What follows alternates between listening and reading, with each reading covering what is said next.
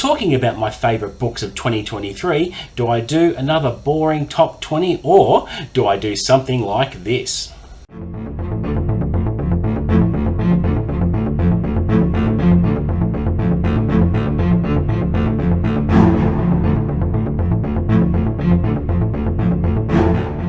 What's up guys, and welcome back to the channel. You're with Chris, and today I'm super excited to be delivering to you the very first annual Bookish Brilliance Awards. This is going to be a fun show because normally with end of year content I've done either a top 10 or a top 20 countdown of all my favourite books for the year, but coming to the end of 2023 I thought I just want to do something different because a top 20 countdown was a little bit stale to me, and I wanted to recognise books in a very different way. And I thought what I might do is a show similar in format to the Oscars. So what I've done for you is I've made up 10 separate categories for books to be mentioned in and recognised for, and of course I've got the overall book of 2023, and the results are in, and it was a really good experiment to do. I'm very happy with the results, and there have been no less than 53 nominations, and in some cases several books have been mentioned several times and have been nominated in different categories. So I thought it's a very thorough way of exploring my reads for the previous year and to recognise the books for their attributes. Okay, so let's get this show underway, shall we? And let's start with the first category, and that is Best Cover Design for a Novel.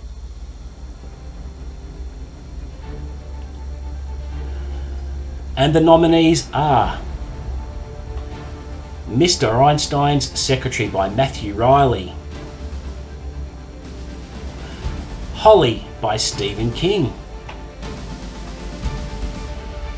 Big Tree by Brian Selznick,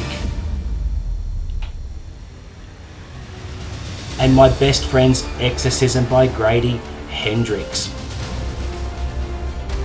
And the winner for Best Cover Design in a Novel is My Best Friend's Exorcism by Grady Hendrix. So there we go for the first category, a very deserving winner. Grady Hendrix's book had the most unique cover I've seen in a long time, and it was a fairly convincing win. Don't get me wrong, the other covers were very nice, but My Best Friend's Exorcism just had that something extra. It looked like an old VHS tape, and it was so original and marketing genius at its best, purely for the target ex-Jenner market, and I'm one of those. So it really appealed to me. Haven't seen anything like it, and I guess it gets top marks for originality. So a very deserving win for the first category. Alright guys, the next category is Best Plot Twist in a Novel. And the nominees are Home Before Dark by Riley Sager, Yellowface by R.F. Kuang, The Mother by T.M. Logan, Lowbridge by Lucy Campbell,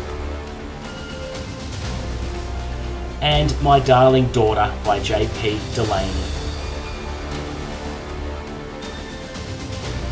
And the winner for Best Plot Twist in a Novel is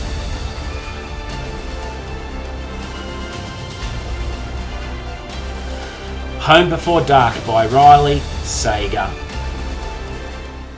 Another really deserving win. This book was fantastic. It not only had one twist towards the end, but it had two.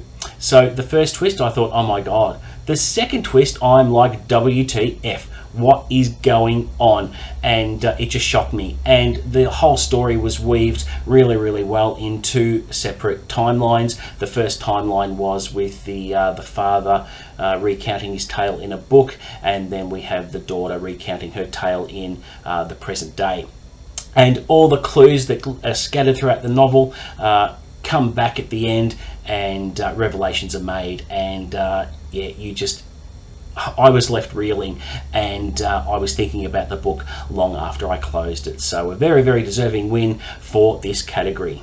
And now for the next category, which is Best Emotional Trigger.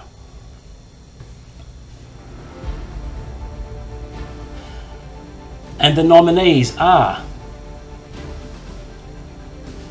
Flowers for Algernon by Daniel Keyes, Big Tree by Brian Selznick, The Year of the Locust by Terry Hayes, Mr. Einstein's Secretary by Matthew Riley, and The Road by Cormac McCarthy. And the winner for Best Emotional Trigger is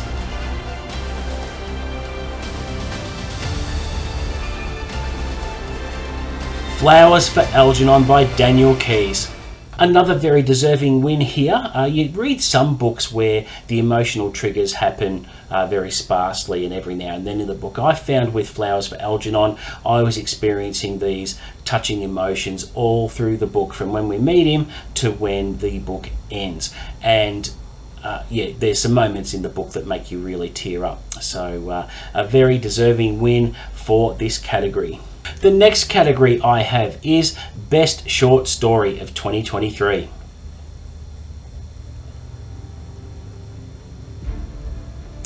And the nominees are Big Bad by Chandler Baker, The Pram by Joe Hill, Ankle Snatcher by Grady Hendrix, Late Returns by Joe Hill, taken from Full Throttle, and Another Tonight by William F. Nolan, taken from 100 Word Horrors. And the winner for Best Short Story of 2023 goes to Big Bad by Chandler Baker. This one was a real standout for me because it took a well-worn trope of the werewolf, spun on its head 180 degrees and had a different original twist to it. And this was part of the Amazon Originals that got published this year, and I just could not fault this story. It was so intense, the descriptive imagery was unbelievable, and the way that Chandler Baker strung his words together was just absolutely brilliant. So definitely the best short story I've read this year, and if you haven't read this one yet, I implore you to get it because it is free to download. So you can actually borrow it, and then when you read it you can return it. So jump onto Amazon and get reading because it is a fantastic story, one of the best I've ever read. The next category is debut novel. And the nominees are Low Bridge by Lucy Campbell, The September House by Carissa Orlando, Flowers for Algernon by Daniel Keyes, and 6 Bullets to a Man by Jethro Wegener.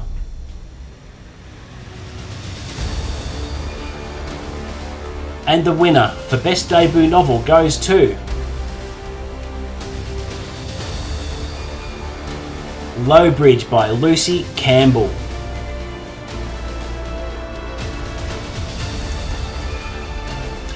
This one was great. It's written by an Australian author and it's her debut novel, of course, and I thought the writing, when I read her book, it was like she'd been writing for years and this was like her 10th book. I thought the crime mystery was fantastic. I loved the setting, how one timeline was in the present day and the other timeline was back in 1987 about the disappearance of a local girl, and the underlying question throughout the whole novel is who took the girl, who abducted her and who killed her. And I just found it very, very gripping from start to finish, and it kept me guessing right until the end. So again, a very, very deserving winner for the best debut novel of 2023. The next category, guys, is Best book, Hangover. What I mean by that is this is a book that kept me up late at night, forcing me to make another cup of coffee in order to stay awake, with my eyes popping out of my head. I was hopelessly gripped by the book at that stage and just had to finish the thing, and that is the most simplest definition. And the nominees are Year of the Locust by Terry Hayes, Yellowface by R.F. Kuang, Mr. Einstein's Secretary by Matthew Riley, and Holly by Stephen King.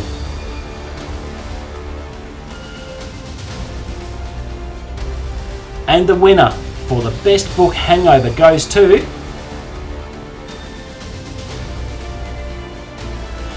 Year of the Locust by Terry Hayes.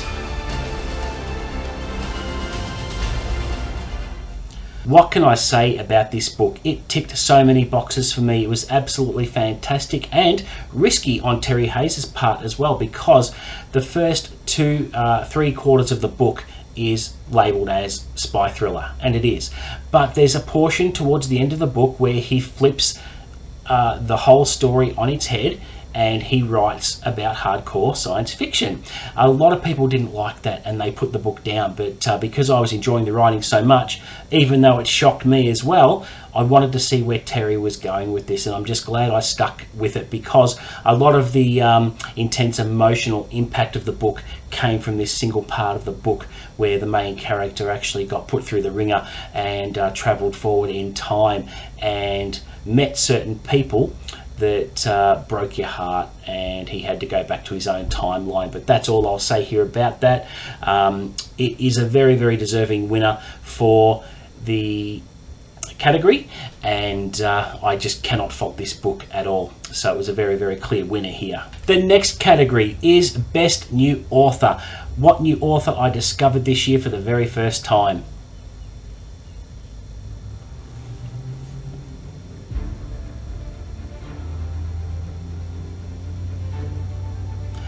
And the nominees are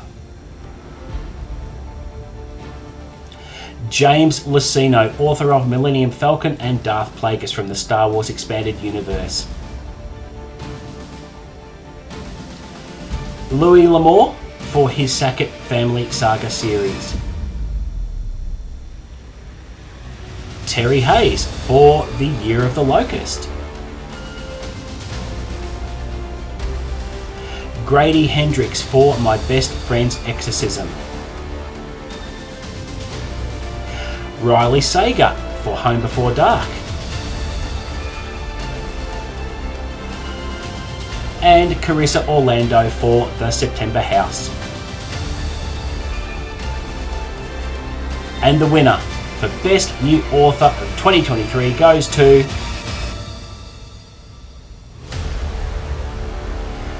Terry Hayes for The Year of the Locust. Don't need to say anything here, do I? For the exact same reasons as the last category.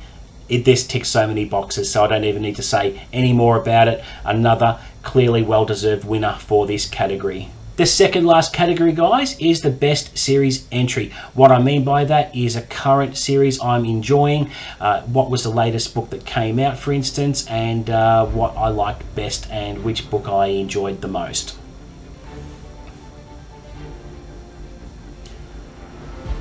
And the nominees are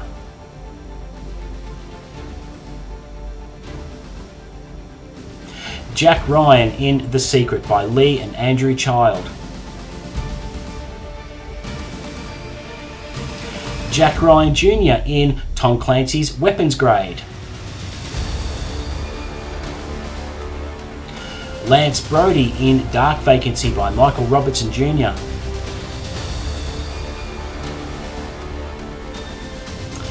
Bill Hodges in Finders Keepers by Stephen King.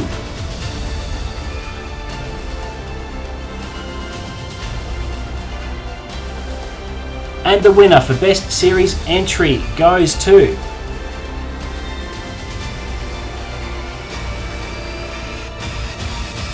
Tom Clancy's Weapons Grade.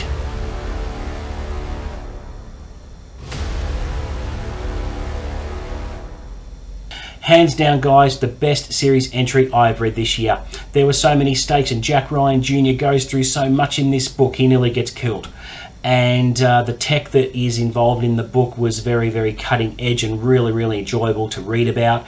And Don Bentley, who wrote it, has redeemed himself in my eyes, because I have been outspoken about his contribution to the series, where his early entries weren't quite up to standard, but he's improved no end as the series has gone on, and it's actually sad that he won't be contributing anymore to the Jack Ryan verse. But it was definitely my favourite series entry, and look, a close second would have been The Secret by Lee and Andrew Child, but there can only be one winner, can't there? So definitely another deserving winner here. Alright guys, here we are at the business end of the proceedings. I'm about to announce the best overall novel for 2023 as part of the first annual Bookish Brilliance Awards. So here we go, strap yourselves in. Can you guess which one I'm going to pick? Let's see. There is 7 nominees for this category, so let's get on with it.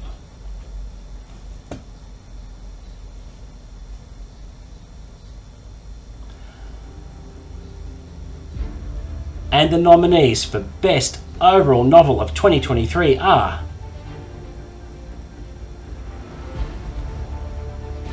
Tom Clancy's Weapons Grade by Don Bentley,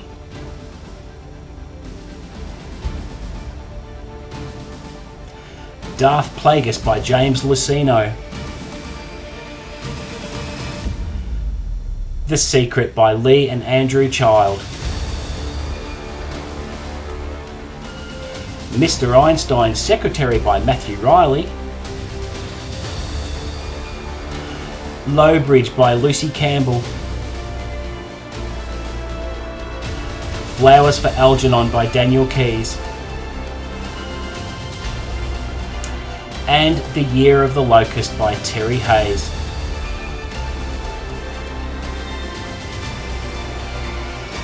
And the winner for best overall novel of 2023 goes to